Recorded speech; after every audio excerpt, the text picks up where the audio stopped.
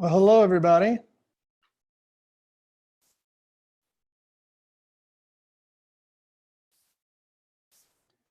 Dano, how you doing, buddy? Good. I think we're there. Yes, sir. Okay. So it's April 9th, 2020, and a year we will never forget, Dano. Year of quarantine. I'm sure our kids will be writing essays and all sorts of stuff about this in years to come. How's quarantine treating you and your family right now? Well, we are adapting, pivoting, doing all the things that all of America is doing. We're trying to honor those around us. I think we're all in a little different spot in our heads on what was the right thing to do as this whole thing was unfolding. But, we're just trying to keep those around us safe by, keeping our space from people. Of course, at work, we're running a much smaller crew in our facility. We're staggering our shifts. And I would say that probably 70% of our employees are working from home. So it's all new. And this is not how I'm built. I like being home until you tell me I have to be home. So Right. It's been a struggle, but we're doing really well. We've all adapted. I think we're, as soon as you realize it's hard, it gets easier. Right. As soon as we accept it, right? Yes. Yeah.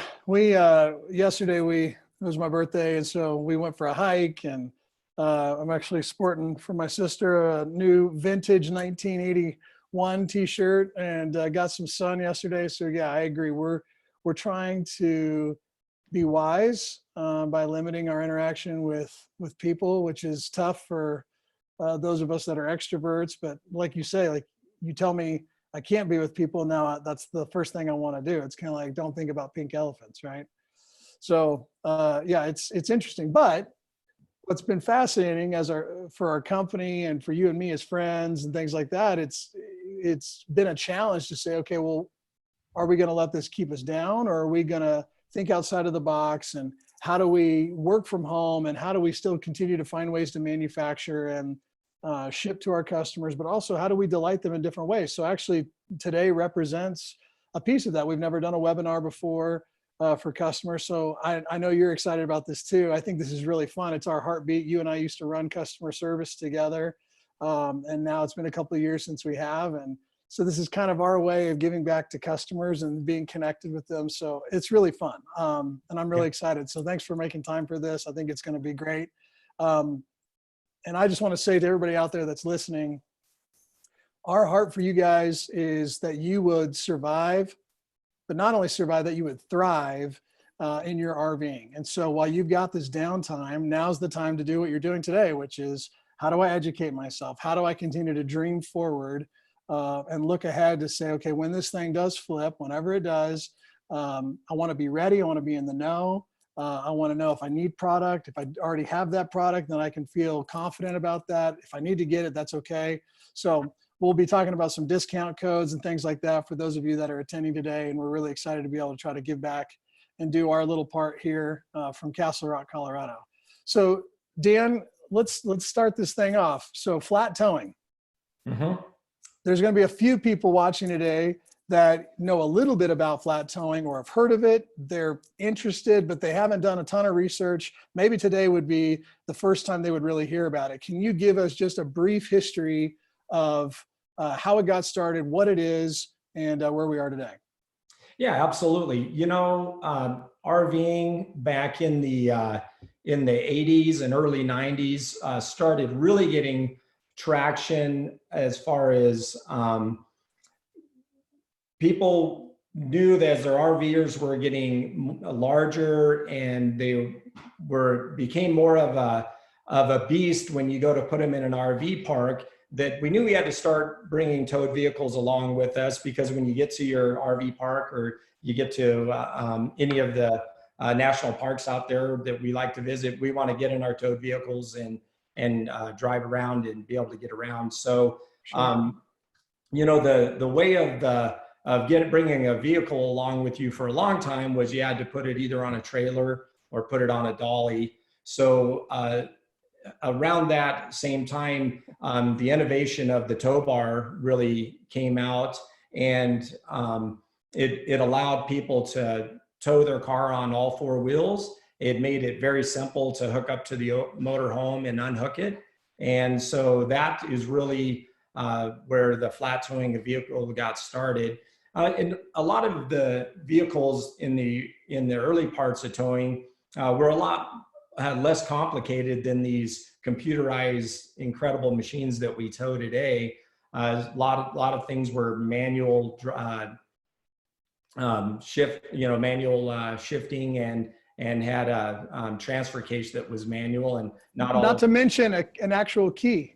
Yeah, right. You had a key in there, and you didn't have to have the key on to tow them, and lots of things have changed over time. But it really has come down to towing our vehicles behind the motorhome is the way that we're doing it today.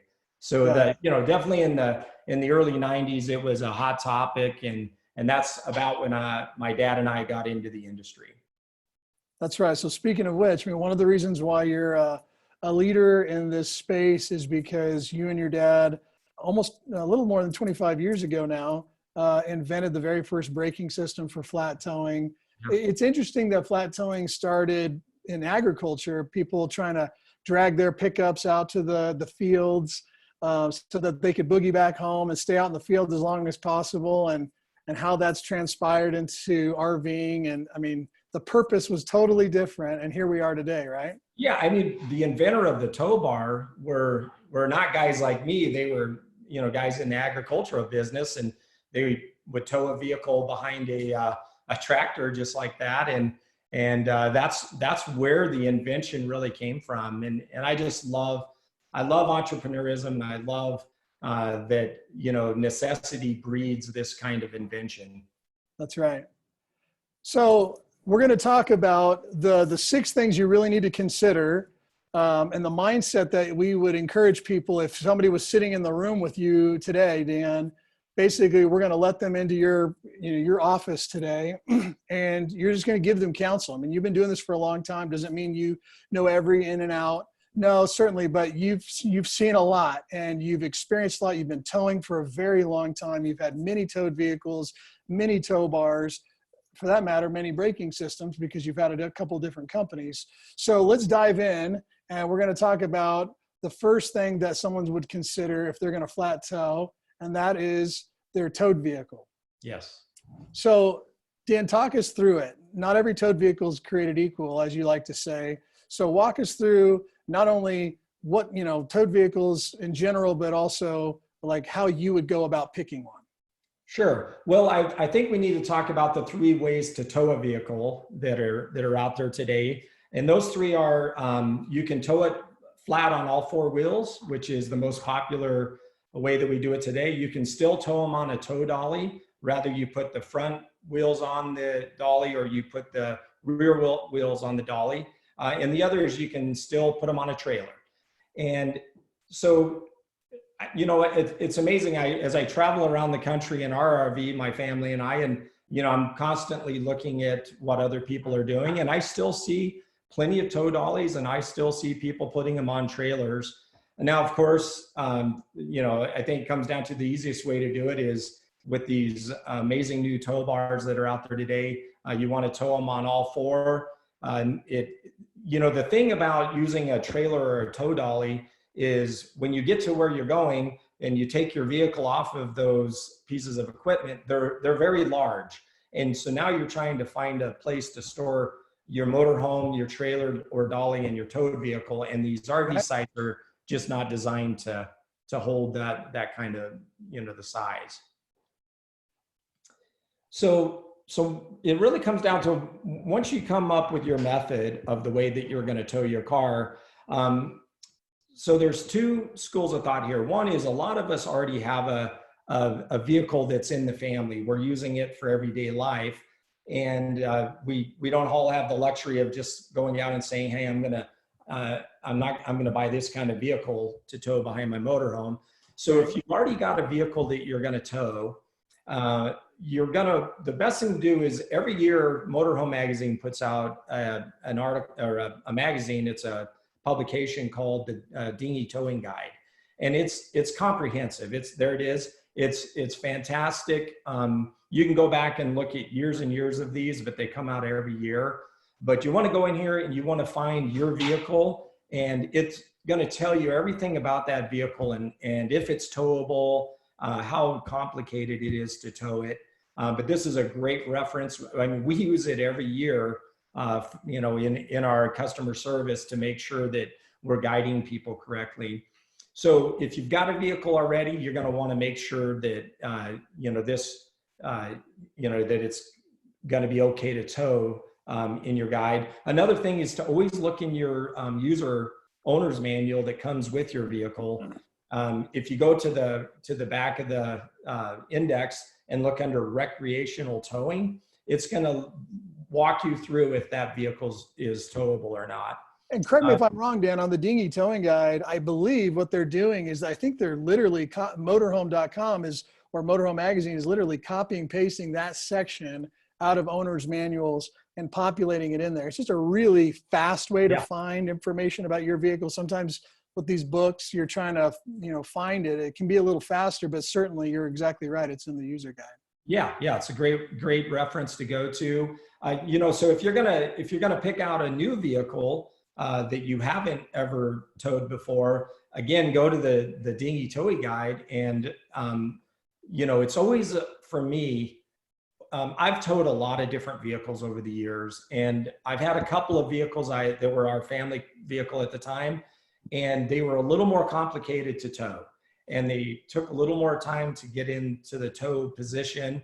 And even when I was towing, you know, I always went through more precautions to make sure that I did everything right, because I sure wouldn't want to do $4,000, you know, damage to a transmission or do something wrong. So of course, as time has gone on, and because RVing is our entire life, I definitely go out and buy towed vehicles now that are the easiest to tow.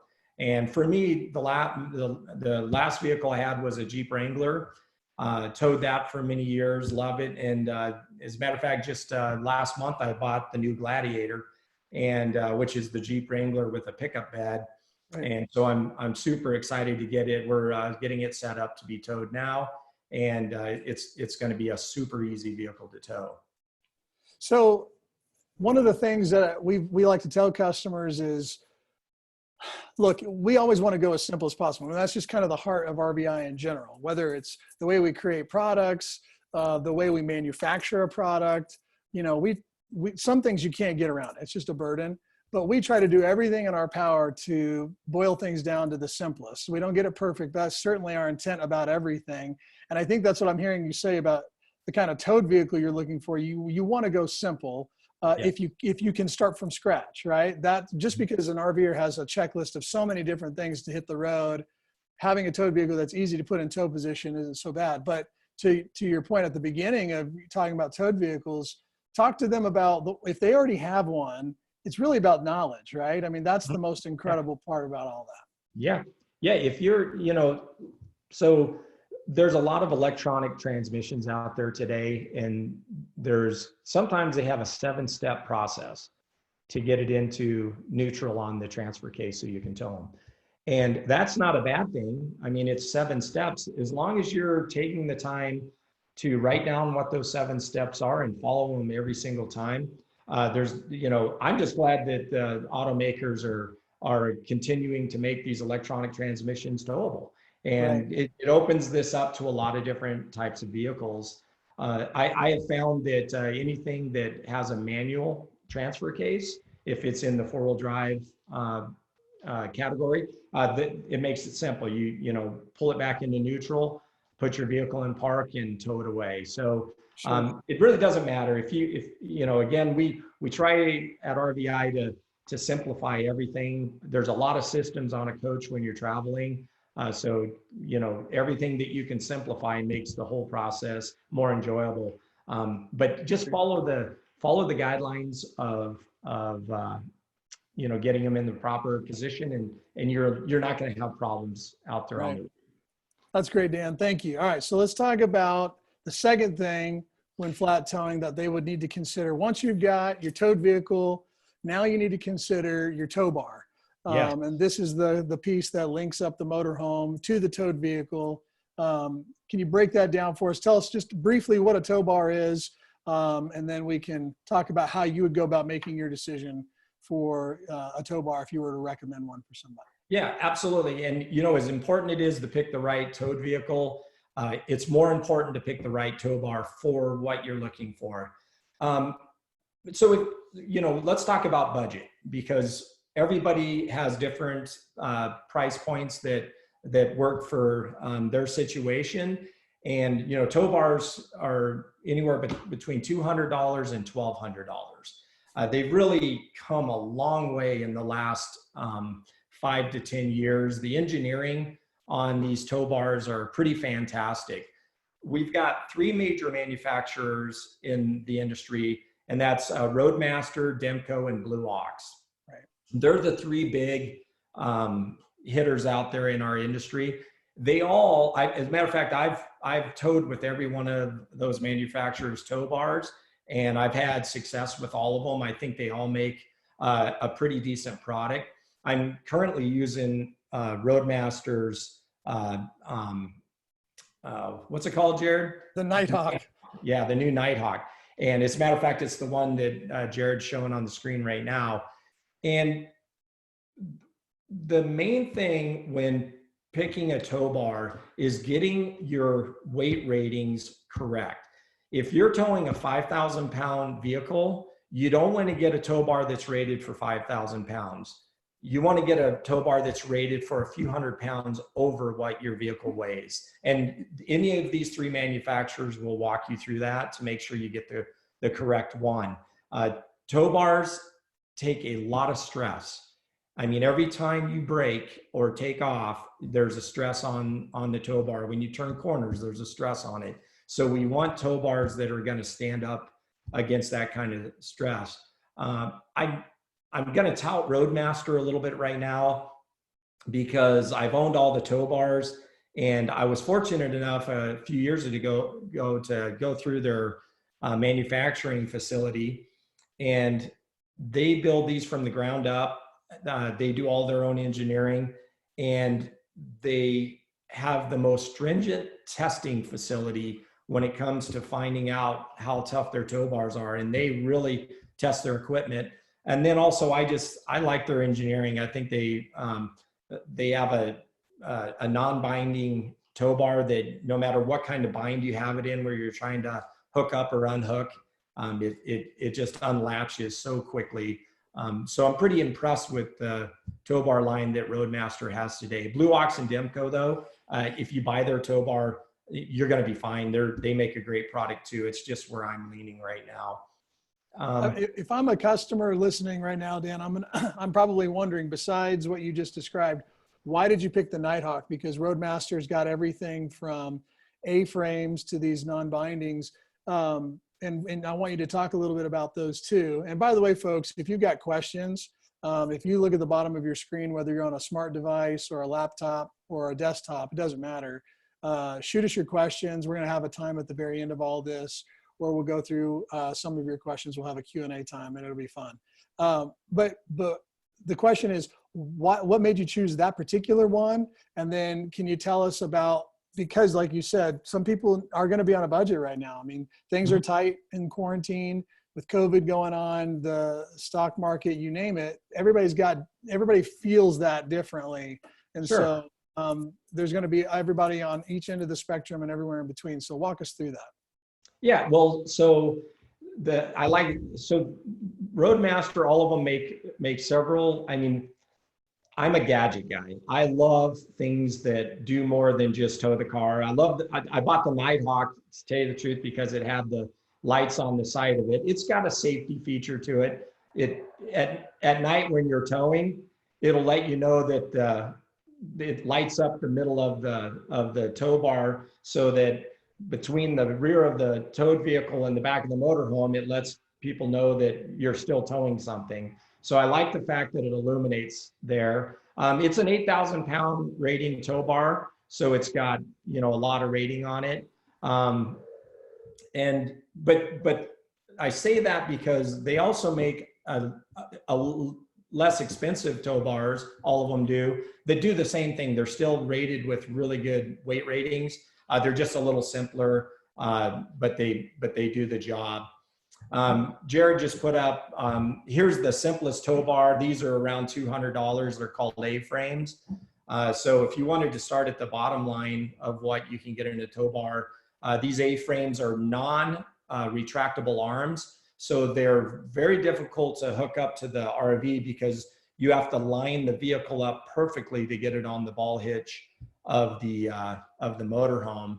The newer tow bars that have adjustable arms, you only have to get the towed vehicle close to the back of the motorhome for it to hook up to the towed vehicle, because the arms adjust in and out, making it much easier to get connected. You just get close, connect them up, and then when you drive away, they lock in place. So you can look at all the different options from these manufacturers and pick the price point that works for you. Just make sure it's got the right weight rating. That's number one, is just you want that thing to be overkill for towing these vehicles. And then it's just going to make life on the road easier. And you want a little bit of headroom, right? If you've got a 5,000 pound car, you want to get a tow bar that can do more than that. Yeah, absolutely. Yeah. Awesome. That's great, Dan. Thanks for walking us through that. Can you tell us a little bit about the base plate? You know, great question. That adds some complexity. You add weight, you add all sorts of fun things that you do have to consider. It's not terribly complex, but this whole webinar is about getting the right knowledge to make great decisions so that you can survive and thrive for your next trip. So talk about that for us. Well, and I'm glad you brought that up. There's really two components to the whole tow bar system. You've got the tow bar itself, that's the adjustable arm, and then you've got the base plate. The base plates are what are designed to attach to the towed vehicle that you're towing. So as you can see from the picture here, this is what we call a low visibility tow bar. These have, when you're just driving the towed vehicle, you almost can't tell that there's anything on the vehicle. They're very low weight. And on this one right here, this is just like the Jeep I was towing. You can actually remove these little connectors from the base plate. And you can see on the picture on the right, that's with the brackets removed, right, but the base plate is still up underneath the Jeep and attached. So this is the style I like, because there's no added weight to the vehicle when you're driving it. And then it's also practically invisible when you're not towing. But there are other type of base plates that there's a lot more of the material left on the towed vehicle.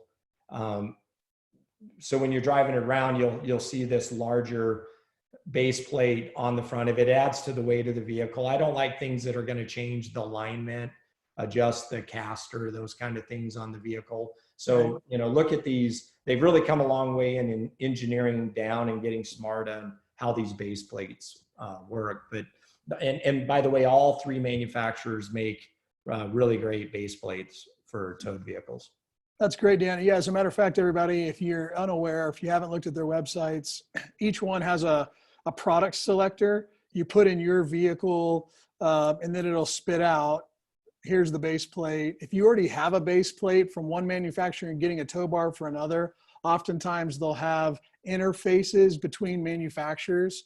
It's their way of making sure that, you know, you don't feel that barrier to entry because you already have a base plate from one manufacturer. Now you want a tow bar from another. So don't let yourself be limited by that. If after hearing about the Nighthawk, you think that's the coolest thing since sliced bread, but you have a Blue Ox base plate or a Demco or pick a number, there's still ways to bridge that without having to start from scratch.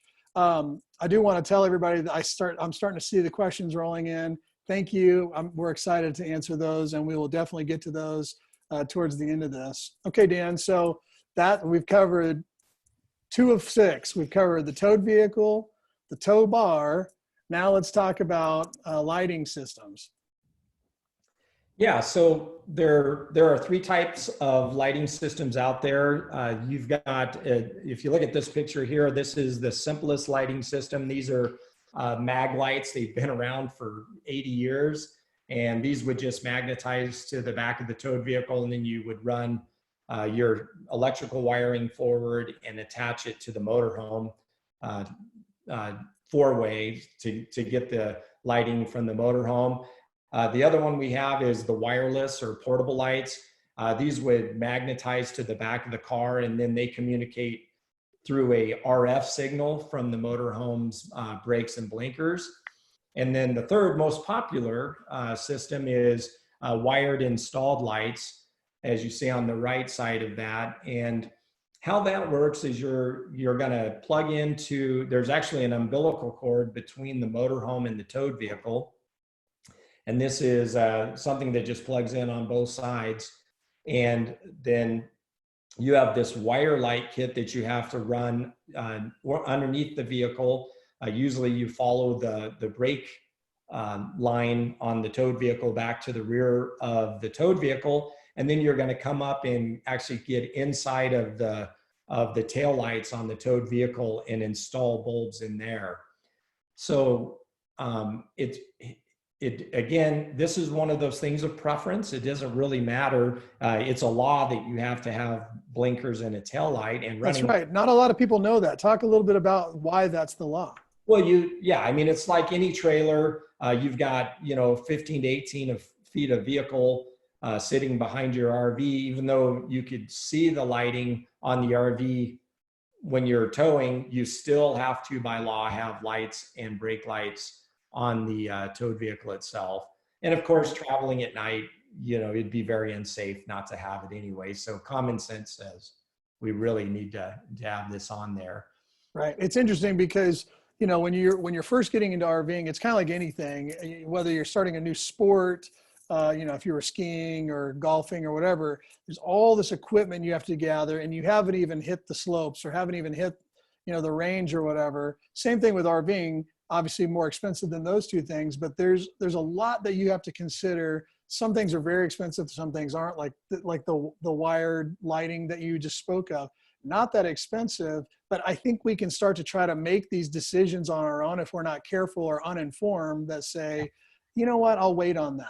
And there's just some things you can't wait on. You really need to make sure you take care of it. Yeah, as important as the tow bar itself is, you're not going to tow without it. You need this product. And I would say that if I was going to focus on one part of this subject, let's talk about the wired lights, because there is a lot of different manufacturers and there's two main different styles when picking your electrical lighting. So there's two different types. There's the type that I'm using now and that I'll continue to use is the wires that come up inside of the lenses on the towed vehicle. All you have to do once you get the electrical wires in there, is you remove the bulb, and then you insert their adapter from their wiring from the manufacturer into where the bulb was, and then you screw the bulb back into that adapter.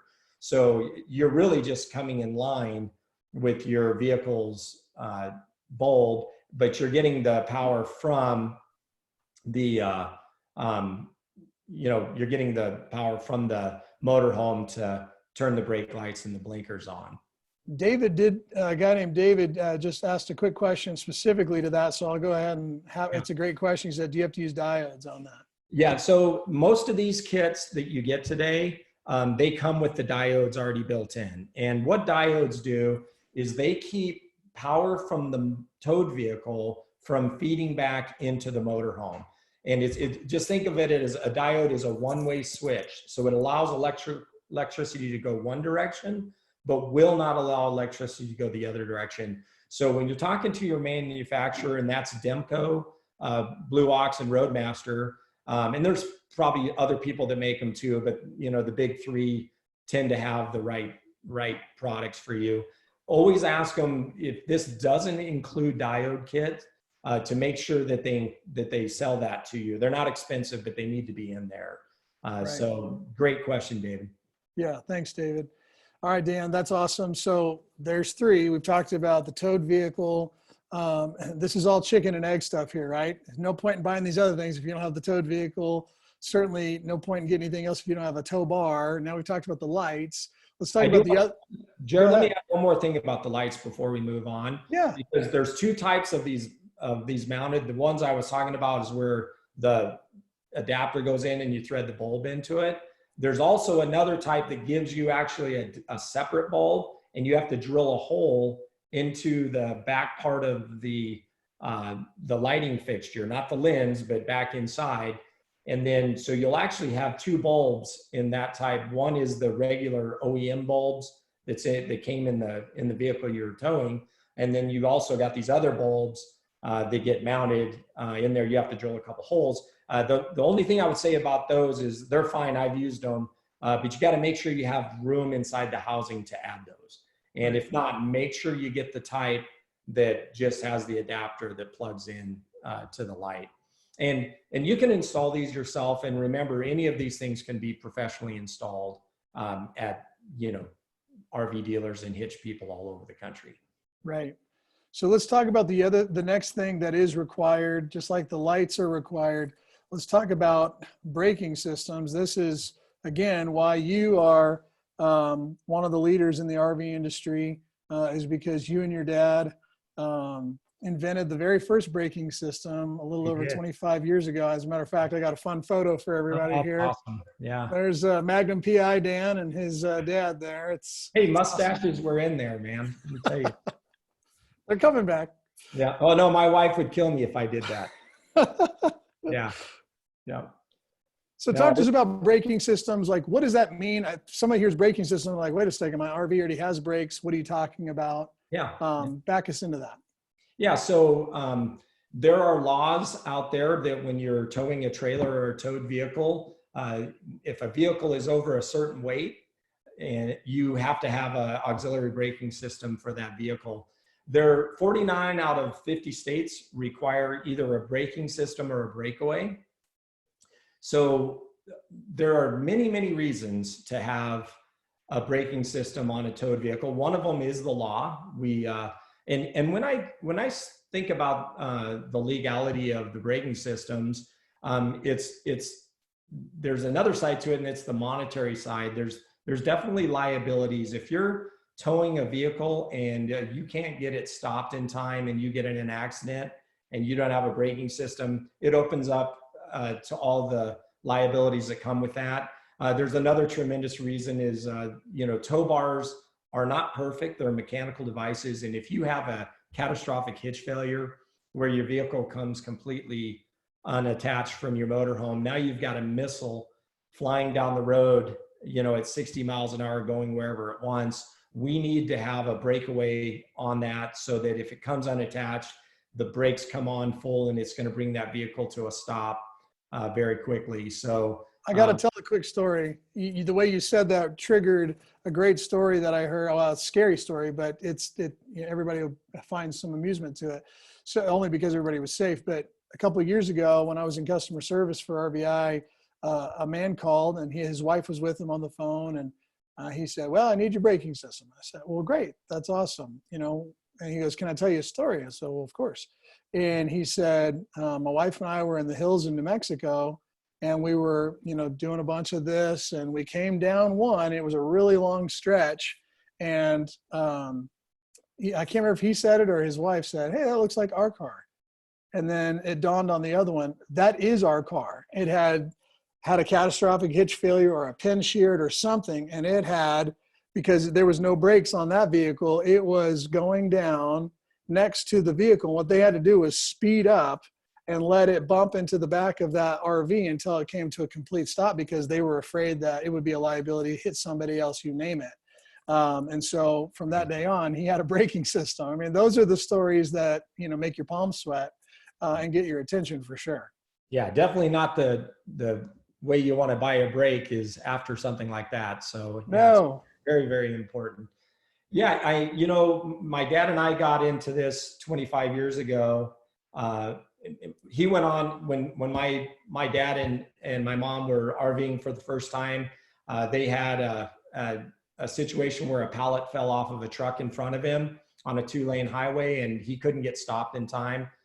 Didn't have a braking system, so he had to go around it in the ditch, and it scared my mom to death, and got my dad's attention. So he came back from that trip, and we were manufacturing other products at the time, not in the RV industry, but he said, I need to build something, and so I got involved, and the two of us built a very crude system. As you could see, it was the one that was in that picture, and I love that photograph because it was the beginning of a long journey here of manufacturing products. And my dad, he's an amazing guy. He's still alive. They're not RVing anymore, but he was instrumental in building a career for me.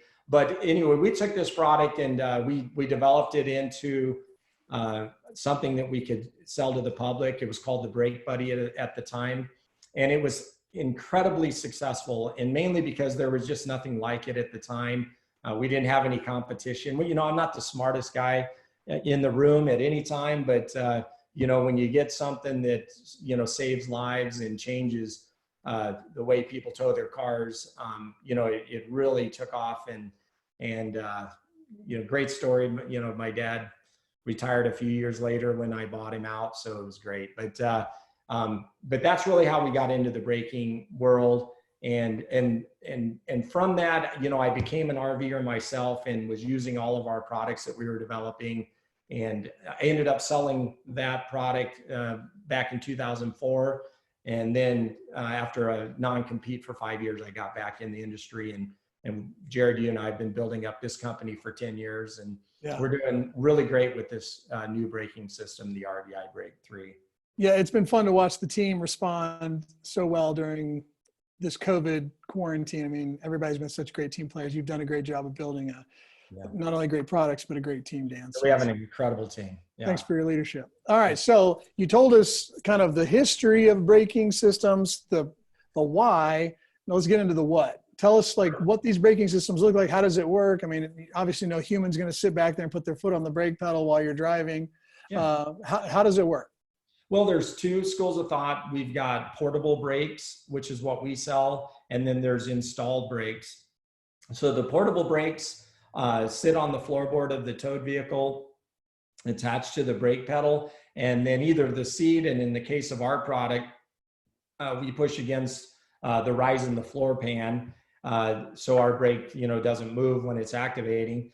So every time you're going to use the towed vehicle, you're going to take 2 minutes and install the portable brake on the floor and hook it to the pedal and plug it into the 12-volt outlet.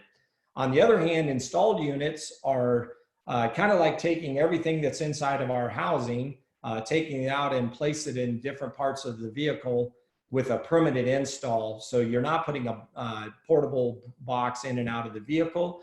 Everything's installed, ready to go. So all you have to do is hook up to your towed vehicle and drive away, and the brakes are going to work that way. The two different schools here are portable brakes are less expensive in the long run because you don't have to pay the install fees.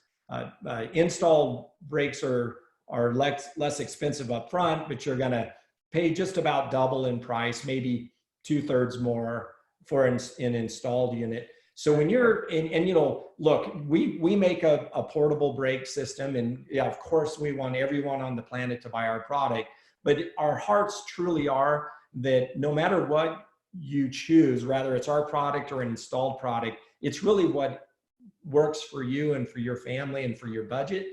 Just use a brake. That's really our mantra here is we want to support you. We have other products that we sell to people that are using a competitor system, and we sell our other products. So even if you're a customer of one of our competitors, you're our customer too, and we just want to take care of you and keep you so safe on the road.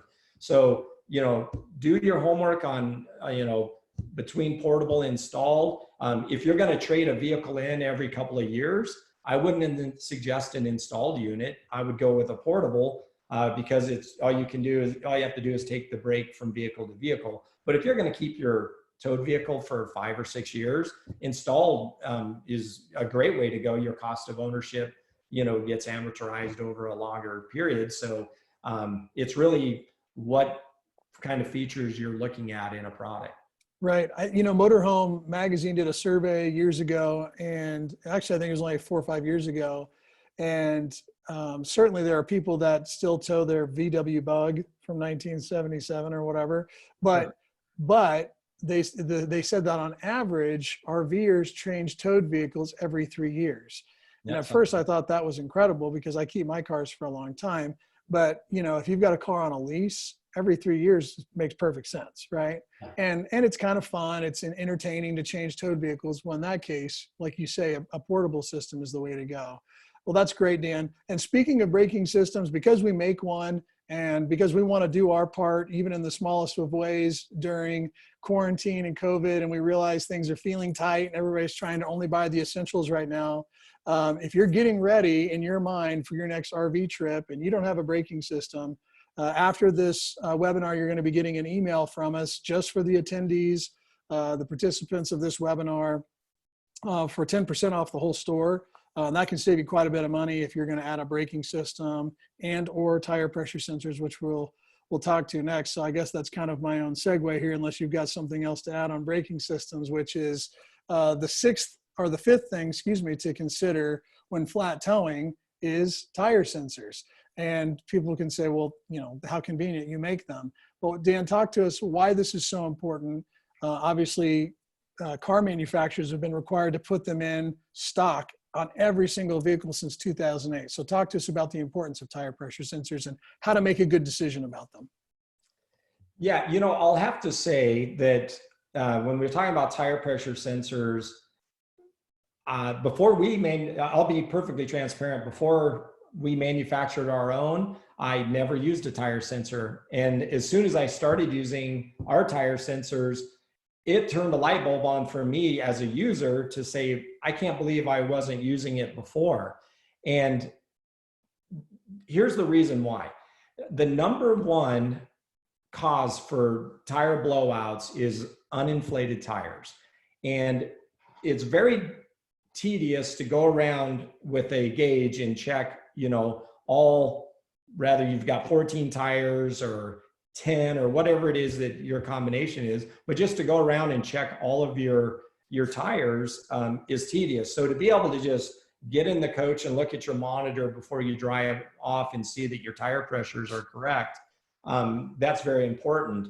And I'll say the other thing too, the reason why automakers made tire sensors mandatory on automobiles, it was probably less about safety and more about fuel efficiency.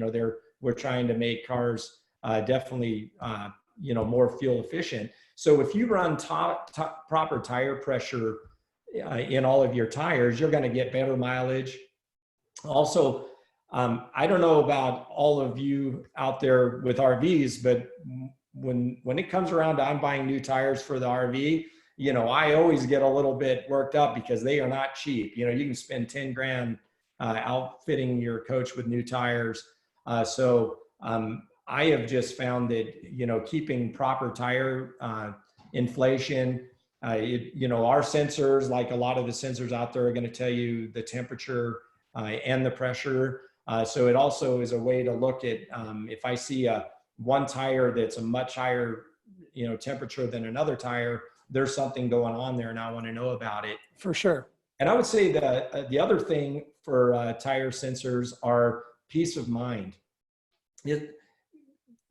Because there's a lot of things going on when you're towing a car and RVing in general, all the systems, it feels so good when I'm traveling down the road, and you're doing 60, 65 miles an hour down the road, and I can look at my monitor and at a glance see all 10 tires on my rig and see that they're properly inflated. I feel very safe because I worry the most about my steer tires. I just really want to make sure I'm taking great care of those front two tires on the motorhome. They're gonna, keep me on the road. I don't ever want to have a high-speed blowout on a motorhome. And I actually am going to give a plug for something right quick we didn't talk about. Folks, there is a product out there called Steer Safe. And I put these on every motorhome I purchase, and it's a steering stabilizer on steroids. It's a great big heavy duty steering stabilizer that they guarantee that in the event of a blowout, it'll keep your motor home from veering off the road. And there's a couple of videos of motorhomes going off the road with a blowout out there, and it's frightening. So I put those on every motorhome I get. They're around $500. They're pretty pricey, but they're, if you have a blowout, they're gonna, keep the RV on the highway. So might be worth looking at. It's called Steer Safe. But as far as these tire sensors, it's the other thing that I love about having them on my coach is I don't have to worry about my inner dualies. It's the two tires you can't see. It's very hard to know if by looking if they are uninflated or flat. I've had flat inner tires and didn't even know it before. So I want to know about that. And especially on the towed vehicle, if you have a blowout going down the road and you don't know it, in 2 or 3 minutes, not only you're going to see the damage of the tire and the rim, but all that debris is going to damage your vehicle. So, you could all of a sudden be out $1,500 because of a blowout, plus how unsafe that is. But, tire sensors, I know they're not inexpensive. $500 average cost, $400 to $500 for tire sensors. It's a lot of money. But one event, you'll spend 3 times that. So there's just too many good reasons to have tire monitors. I would say now we've been manufacturing tire sensors for about 5 years, and it took us a couple of years to really dial our sensors in to get good at it. And Jared's smiling because it's probably the toughest product we've ever developed. And I can't imagine how many sleepless nights that we both had worrying about, developing a really good product. But of all the products we develop today, I am the most proud of our tire monitors because we have gotten to a place now where we have less than 0.04% failure ratings in the field on our product. But the thing I'm most proud about that is we developed our tire sensors a lot different than our competitors, where we do not need a repeater because our range is so good on our sensor. We designed it on a completely different RF platform than our competitors. And I bring that up because a lot of our competitors, you have to use a repeater to get the signal up to your motorhome. So it's one more thing you got to buy and install. And with our system, you don't have to do that. So right. Shameless plug, I'm sorry, but super proud of this product and how well it's doing in the market today. Yeah. Hey, no apologies, right? I mean, if you're making a product that you believe in, you talk about it, and just as an affirmation, I see some of the participants more coming in even as we speak. After this webinar, you'll be getting an email. Again, thank you so much for listening, but you'll be getting an email with a discount to save 10%. It'll be just for the people that attend this webinar. And there's so many of you. And also for those of you that are putting out these really great questions, I want to just say thank you. We're going to have a Q&A time here in just a minute where we're going to address all these questions. They're really good ones. And to PJ, who just chatted in to say that Tire Patrol was the best thing he had bought. I'd love to hear more about that experience, PJ. So call me sometime.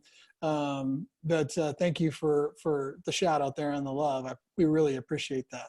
Well, Dan, that's awesome. So that's 5 out of 6. So let's talk about the last one. This is probably the easiest one to let kind of slip through the cracks. And this is the stuff where if you don't have a guide like you to guide you through, or our customer service team to guide you through, or our website, which we really work hard to make it a resource to guide customers through, because, hey, look, we're customers of products too. We buy stuff all the time, just like you. We hate feeling stupid about making good purchases or just not feeling like we're in the know. And I say that because that's, call it the golden rule if you like, but we try to design our products and our website to serve us, in the way that we would want to be served. So let's talk about this last thing, and that is how to pick accessories for flat towing. This one can be a little tricky because there's no one size fits all. So talk to us about that, Dano. Yeah, so we make several accessories for towing a vehicle and using our braking system. And I'll just kind of run through them quickly. because I know this thing is running a little long, and we appreciate people's time. The first one is the towed battery charger. So there's a lot of vehicles that out there getting towed that no matter what you do, they have a parasitic drain. Rather you're using a braking system or anything, if you just tow that vehicle, in 4 hours, the battery is going to be dead. So we manufacture a towed battery charger. It's very simple. It hooks up to the brake or to the battery of the towed vehicle, and then the other wires connect to the front of the towed vehicle where the umbilical plugs in. And this allows, when you're towing the vehicle, allows the motorhome to charge the towed vehicle while you're going down the road. It's so cool. Our charger will handle up to a 10 amp parasitic charge, which is really good. I would say most of it's around 2 to 3 amps of discharge that we're seeing from car batteries. So we've got plenty of headroom to keep that car charged. So not all vehicles need this, but you know, a lot of our customers, we sell thousands and thousands and thousands of these every year because they just, rather you think your car is going to drain or not, it's just a good idea to have one. Well, and don't forget too, Dan, that we got, you know, as car batteries get older, they discharge a lot faster, right? So even if your towed vehicle doesn't have a parasitic drain, your car can discharge faster when towing. So that's also another reason. It's just great to have peace of mind. They're inexpensive. All right, so talk about the 12-volt battery direct kit. Yeah, so this is, not all vehicles have a live 12-volt outlet in their towed vehicle when you're towing them. As a matter of fact, all these new cars today, they're just a giant computer. After 30 minutes, the computer on the car shuts everything down. So if you have our braking system or a competitor's brake plugged in to your 12-volt outlet, it's going to go off in 30 minutes. So the 12-volt battery direct kit is a dedicated female 12-volt outlet that goes and connects directly to the battery on the vehicle and then just gets mounted up under the dash. It's got a 20 amp fused, or no, I think it's 15 amp fused connection on the battery, so it's fireproof and great product. We sell a ton of these too, and they're relatively inexpensive. Then you have your towed battery disconnect. There are towed vehicles that the manufacturer suggests that you disconnect the battery when towing so that you don't, for some reason, could be issues with the transmissions engaging and you could do damage to the transmission. So there's top post and side post disconnects that get mounted, and then you just unthread the knob and it disconnects the battery, as you can see from the photo there. Yeah, and the last thing I would say about those kind of accessories, there's certainly other little gadgets and things out there. The accessories that we make for flat towing, they're really a necessity. I mean, it's nice to have a towed battery charger if your car doesn't have a parasitic drain, but you're going to see, if you look in your owner's manual, like Dan has talked about already, they're going to talk about disconnecting the battery in order to tow it. Well, if that's the case, then you don't have a live 12-volt outlet and you need a quick way to be able to disconnect it. You don't have to be busting your wrench out every single time you tow. That's no fun. Again, we're all about keeping the fun in RVing and keeping the safety in RVing. So the accessories you'll see are really geared more towards that. And if you have questions about your towed vehicle, you're going, man, I've been fighting something with my towed vehicle the last couple of trips. We have a link on our website called the specific vehicle products page. If you go to our website, hover over support, you'll see it there, and you'll go down the list and you'll see your vehicle, the year, make, and model, and it'll list the different products we recommend. If your vehicle is not listed there, well, good for you, because you don't need anything. But if you're purchasing the RVi Break 3 with the discount code you get after this, it'll walk you through. It'll say, hey, tell us your vehicle, and then here's the products we recommend. So you're not going to feel insecure about any of that. But if you do still have questions, please, Dan and I are so passionate about customer support because, you know, customer support gives customer support a bad name on the whole. And it's something we are so passionate about. We don't get it perfect, but by any means, but we have such an incredible team that wants to help you. They can help you via chat, via email, or by phone. As a matter of fact, let me just throw up my customer support slide here, and then we'll dive into some of you guys' questions. So Chat has become an incredibly popular way for our customers to communicate with customer support.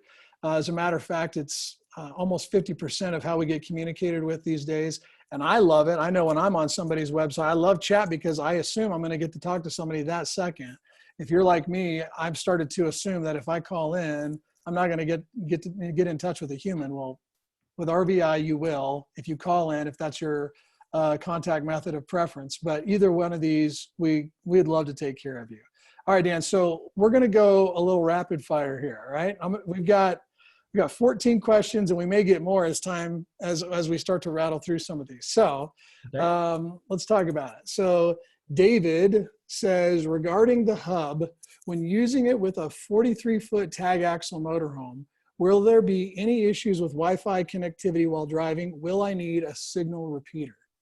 Yeah, so just so those out there listening understand, our hub is, we broadcast, we use a Wi-Fi platform, and we broadcast about a 300-foot range of connectivity in the motorhome, and that's what our brake and the tire sensors and everything connect to. So David, the best thing to do is when you're positioning the hub what we call optimizing it for your coach, put the hub back in the back part of the RV, and then when if you have our tire monitors, the easiest way to find out the best position is to click on the signal strength indicator, and it'll tell you how good the signal strength is from every sensor. And then you want to try and see equal amount of bar strength from the front tires to the rear tires on the towed vehicle. This button right here on the screen is the signal strength indicator. If you click that, it'll show you the signal strength of every single tire. Correct. Sorry to cut you off there. I just wanted them to see what you were talking about. Yeah, it's perfect. And that's the best way, David, to see if you have the tire sensors. If you don't, the best thing to do is you can put the hub towards the rear of the coach again. And if you're seeing any kind of lost communication between what we'll say that the command center and the tablet is losing connectivity, then you need to move the hub farther forward in the rig so that it's getting connectivity between the tablet and the hub. But if you're losing connectivity with the towed vehicle, then you need to move the hub more to the back. But in the 5 years we've been doing this, we don't manufacture a repeater because we don't need a repeater. We've always been able to move, even on these really big coaches like you have, move the hub around to the proper position. And it's kind of a little trial and error on some of the bigger rigs, but you'll find the optimum position. I have a 40-foot diesel pusher, and actually I put my hub right in the middle of the bed, and that seems to be the best position for just never losing connectivity. All right, so let's talk about braking systems, Dan. I'm going to try to break these into categories so we can stay on a train of thought here. Yeah. James asked, on the floorboard of the Gladiator, which is also the exact same thing as the Jeep Wrangler JL, it says on the floorboard of the Gladiator, it has an indentation where the RVi brake pushes up against. Do you think it will be a problem? No, I mean, the brake fits in the Gladiator just fine, just right up against the rise in the floorboard there. We also make what we call our phantom bracket. It comes in every brake, and you can put the brake up at an angle up on top of the hump that's there, what we call the rise in the floorboard, the seat rise. So you can mount the phantom bracket. It's just two bolts into the top of that, and then put the brake at an angle, and then you can tow with it like that. We have what we call terrain sensing in the brake. There's a lot of algorithms of the software. So the brake doesn't matter if it's level or not. And we do that so as you go up and down hills, the brake doesn't get less sensitive downhill and more sensitive uphill, or the other way around, more sensitive downhill, less sensitive uphill. So David, you can absolutely put that up on an angle, but I'm going to tow mine just flat on the ground. So Harold has a question. This is a great question. I mean, I think a lot of people would have this question whether they have a braking system or not. And he says, I have an RVi 3 system, which is our RVi Brake 3 system. and I'm towing a 2018 Ford Focus using Blue Ox Alpha tow bar. My concern is how stretched or how tight the breakaway cable is. Should I be concerned? So the best thing I would do for your breakaway cable between the two vehicles is when I rig up my system to a new towed vehicle and I hook everything up, I find a parking lot where I can do a right-hand turn as sharp as I can. And then I go and I do a left-hand turn as sharp as I can. And then I stop and I get out and I make sure everything's fine. Because if you get your, like our cable that comes with our kit, it's a coiled cable. So you just hook it up. It's much longer than it'll ever need to be for turning corners. So that way you don't accidentally get a breakaway pull when your vehicle didn't come disconnected. So, you know, I would just say making sure when you make a sharp turn right or left, that the way that you're running your breakaway lanyard is all gonna, you know, not gonna pull the pin out. That's great.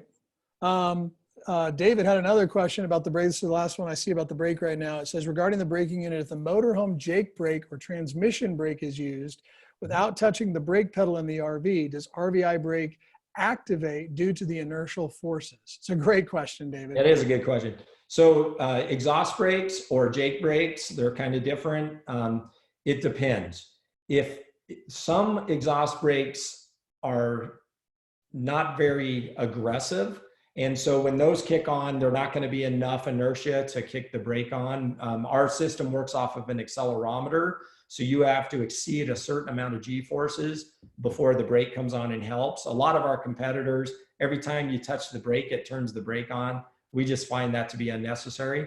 But if you've got a Jake brake, which are much more aggressive, you may, let's say you're coming down a long mountain pass and you come crest over the hill and you turn your Jake brake on and it starts to slow you. You may get a braking for 1 or 2 seconds, but our software, our terrain sensing, as you go down the hill, not only are we adjusting to the new normal of going down that hill, we're also adjusting to your exhaust brake. So now I can be going down a really steep incline or decline. I can be going down, have the exhaust brake on, and the only time the brake's going to activate is when I do a braking up and above those things. It's software we've developed over the last 20 years, and it's fantastic. It works incredibly well. Because I RV with it all the time, I'm the one that made all those changes. It works exactly like I would expect as a consumer. So in layman's terms, it works when it's supposed to and not when it's not. It never will hold you. We have two different securities there too. We have the terrain sensing software. We also have a timer. If the brake comes on and stays on consistently longer than 15 seconds, it will shut the system off, release the brakes, and then you have to do another braking to get it to activate. So we have lots of fail safes in there for safety going down hills. Yeah.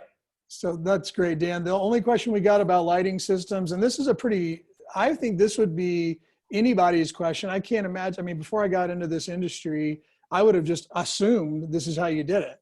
Art asked the question, is it possible to wire into your towed vehicle's lighting system in the vehicle? Oh, no, that especially on new vehicles. On older vehicles, I could say maybe there's some occasion. I know what you're saying is just cut right into the wiring.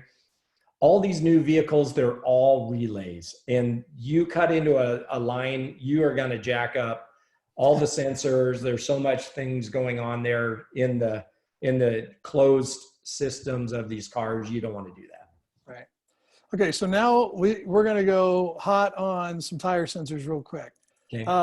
So this one's really simple. This is from John. He asks, on your tire sensors, can you replace batteries in the sensors? We don't.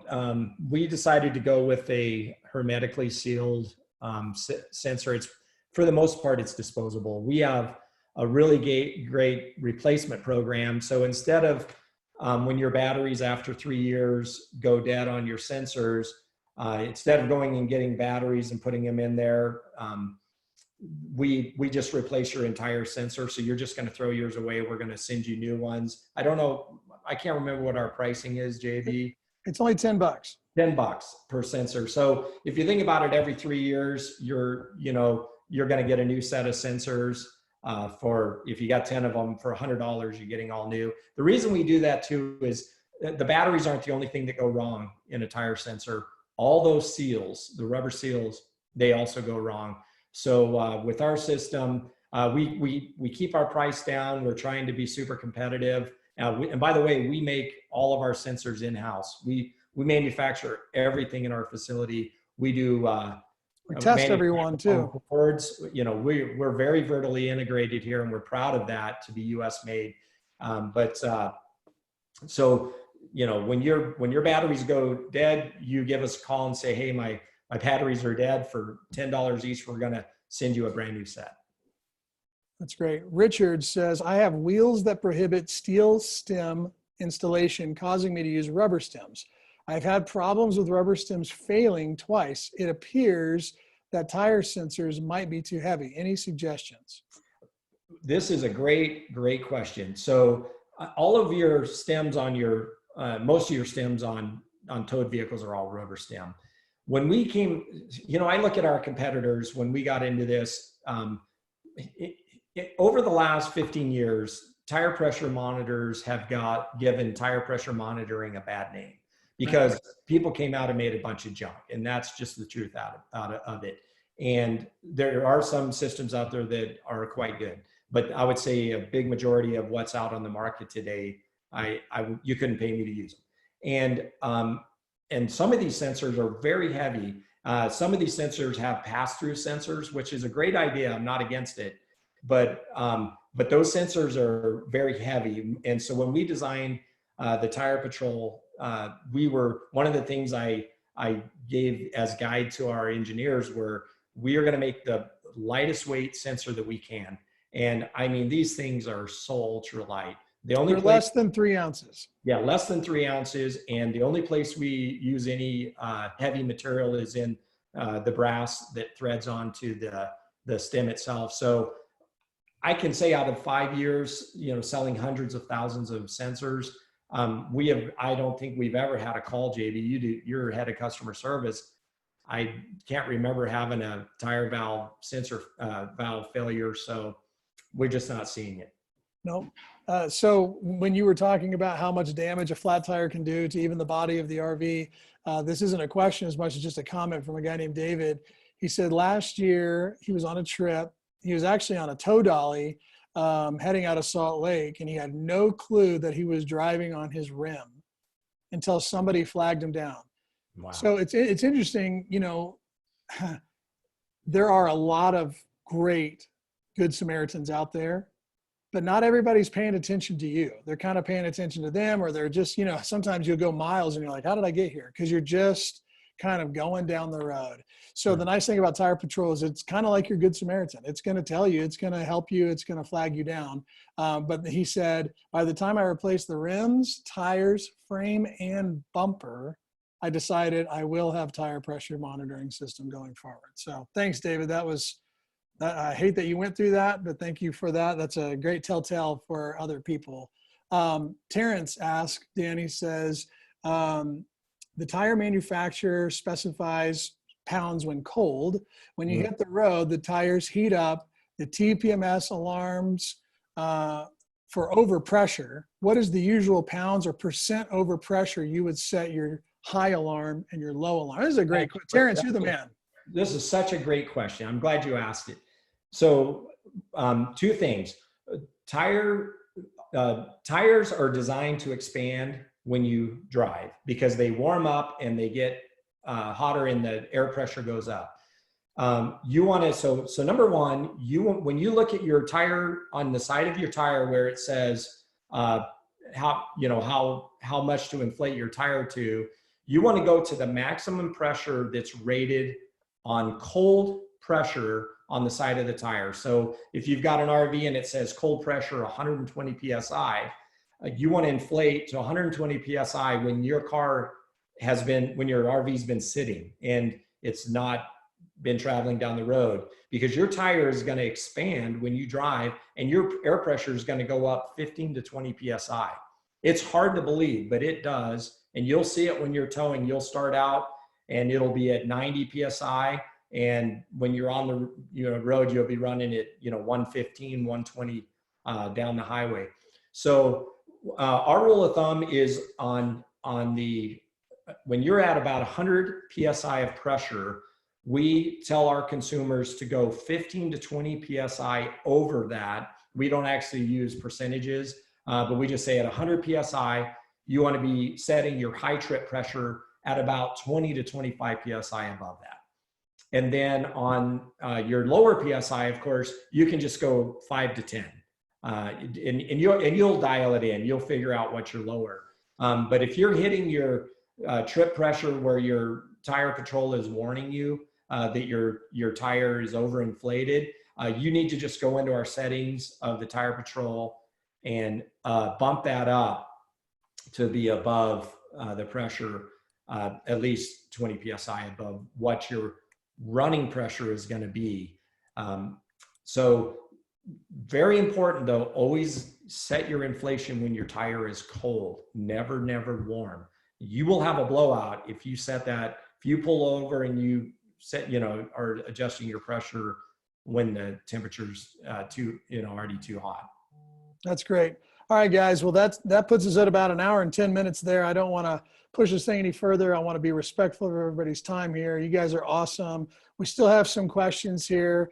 I'm going to go through these and answer them via text with you guys. But Dan, thanks so much for making time. Thank you for your passion for RVing.